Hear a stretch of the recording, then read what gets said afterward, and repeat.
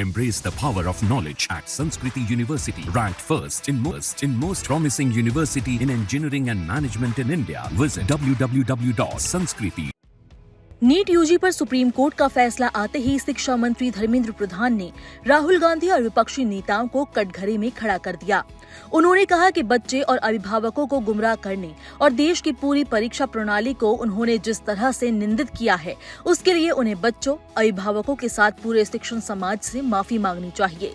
धर्मेंद्र प्रधान ने supreme court के फैसले को ऐतिहासिक बताया। शिक्षा मंत्री ने मंगलवार को नीट यूजी पर सुप्रीम कोर्ट का फैसला आने के बाद पत्रकारों से चर्चा में कहा कि चुनाव के समय से ही राहुल गांधी अराजकता और समाज में अशांति फैलाने के षड्यंत्र में लगे हैं। ये उनकी राजनीति का एक हिस्सा भी रहा है। चुनावों में हार के बाद भी वो ऐसी गतिविधियों में लगे हुए हैं। विरोधी दल की भूमिका आज की सुप्रीम कोर्ट की जजमेंट के बाद भी स्पष्ट हुई। विशेष करके देश की नेता प्रतिपक्ष, लोकसभा में नेता प्रतिपक्ष काल तक जो रवैया अपनाए थे, देश की एग्जामिनेशन सिस्टम को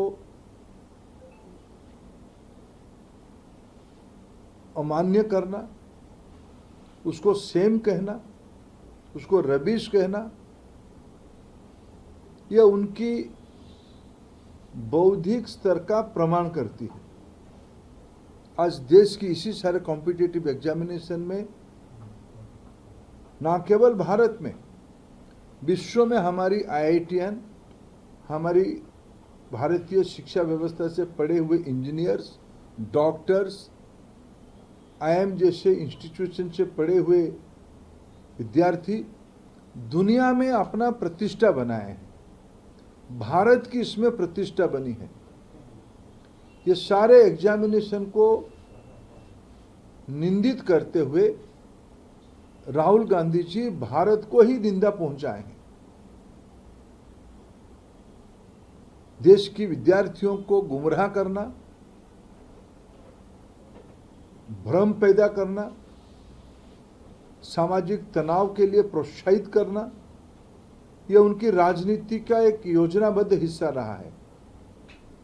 देश में लगातार चुनाव पराजय को स्वीकार नहीं करने के कारण अनर्की, सिविल अनरेस्ट उनकी रणनीति की हिस्सा बनी हुई है।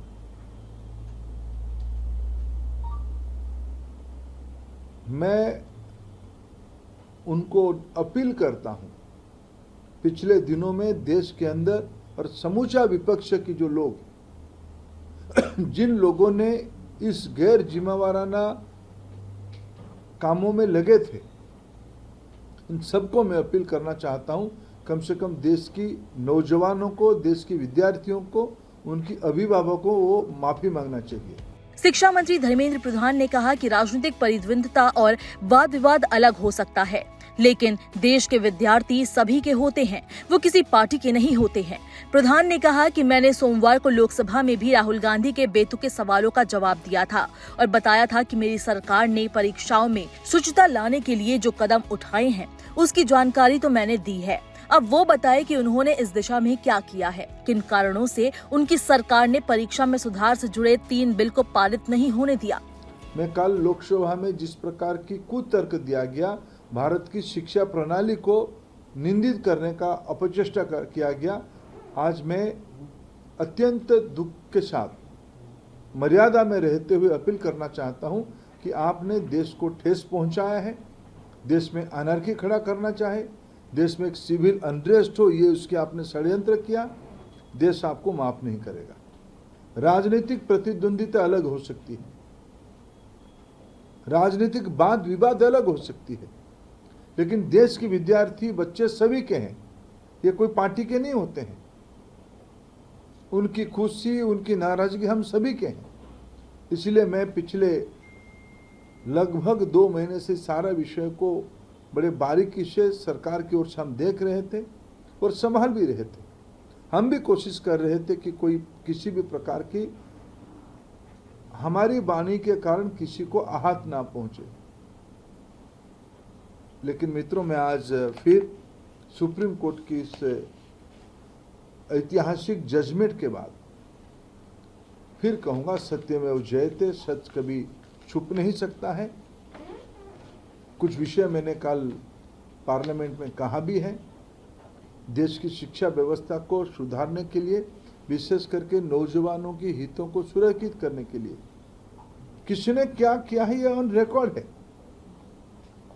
हमने तो अपना हिसाब दिया कि हमने पब्लिक एग्जामिनेशन को सुचिता के साथ जोड़ने के लिए कानून भी लाया। जिन लोगों ने 2010 में कानून ला के वापस कर लिए, उनको ही उत्तर देना पड़ेगा किसकी दबाव में आपने कानून ला के आप उसको वापस किए थे।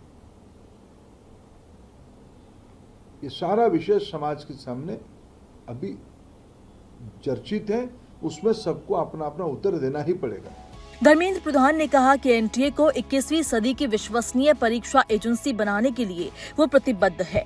इसके लिए एक उच्च स्तरीय कमेटी बनाई गई है जिसे 2 महीने में रिपोर्ट देना है। इस दौरान परीक्षा की विश्वसनीयता को बनाने के लिए जो भी सुझाव आएंगे वो उन्हें लागू करेंगे। परीक्षा OMR पैटर्न पर कराई जाए या फिर उसे कंप्यूटर आधारित कराया जाए, जो भी बेहतर सुधार होगा वो लागू करेंगे। प्रधान ने इस दौरान नीट यूजी काउंसलिंग के जल्द शुरू होने के संकेत दिए हैं। उन्होंने कहा कि अगले 1-2 दिनों में एनटीए की ओर से नीट यूजी की नई मेरिट लिस्ट जारी कर दी जाएगी, जो परीक्षा में एक सवाल के सही जवाब को लेकर सुप्रीम कोर्ट की ओर से दिए गए फैसले पर आधारित होगी।